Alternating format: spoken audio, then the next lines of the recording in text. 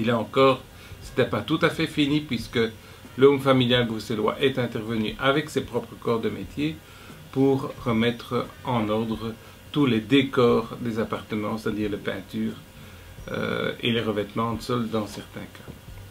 Donc c'est ça qui finalement pose de gros problèmes de l'inconfort pour les locataires, c'est qu'en fait l'organisation d'un chantier marché public impose finalement cette multitude de sous-traitants et une organisation de chantier qui quelque part ne respecte pas l'intimité du chantier, alors des locataires. C'était renforcé aussi par la nature des travaux que nous avons réalisés. C'est vrai que si on s'en tient à la façade, si on s'en tient au châssis, quelque part on reste un peu à l'extérieur du logement, on ne rentre pas dans le logement. Mais ici on a dû refaire les châssis, les terrasses, mais aussi toute la salle de bain. Pendant plus d'un mois, les locataires ont été sans salle de bain, sans machine à laver le linge. On a dû intervenir également pour faire de la ventilation, pour créer des gains techniques dans la cuisine, pour placer toutes les tuyauteries de chauffage, d'alimentation d'eau, de ventilation dans ces gains techniques, de fermer ces gains techniques. Et donc quelque part, il y avait toujours des travaux, et des gros travaux, mais à l'intérieur même du logement, renforçant encore cet inconfort, la poussière, l'inquiétude pour les animaux de compagnie que les locataires avaient. Et donc c'est ça qui a fait ce contexte qui finalement a rendu ce chantier très très difficile pour tout le monde, mais également pour et surtout pour les habitants et pour les locataires.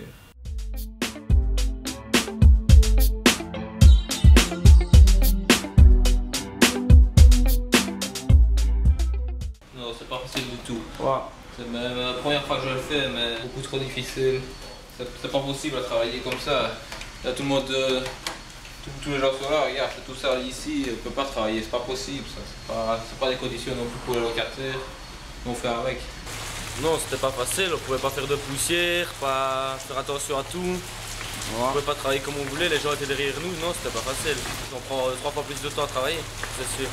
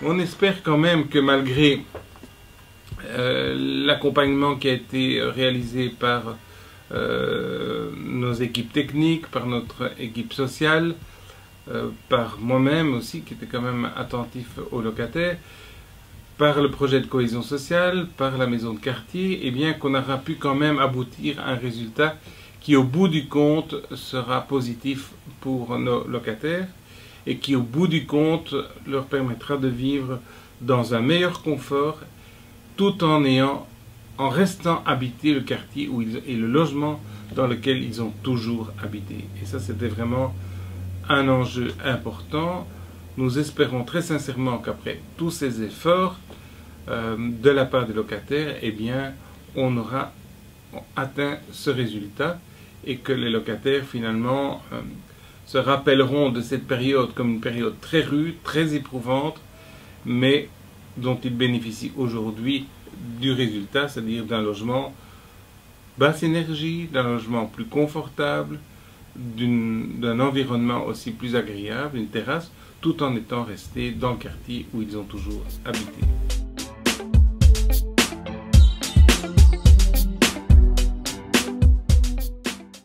De plus faire avec les gens dedans. C'est invivable. De ne pas rester dedans. Si on leur propose de faire des rénovations avec eux dedans, non. C'est catastrophe, cette poussière du matin au soir. Vous mangez poussière, vous dormez poussière, vous vivez poussière. Et vous vous lavez même poussière. C'est la catastrophe. Faut pas. C'est impossible, invivable. Parce que ça détruit moralement. Oui. Non. On est mal. Moralement, c'est déprimant et on n'arrive plus à se supporter l'une à l'autre. Je prends notre cas à nous, hein, mais on n'arrive plus à se supporter. C'est au moindre truc, ça peut partir en vrille à n'importe quel moment.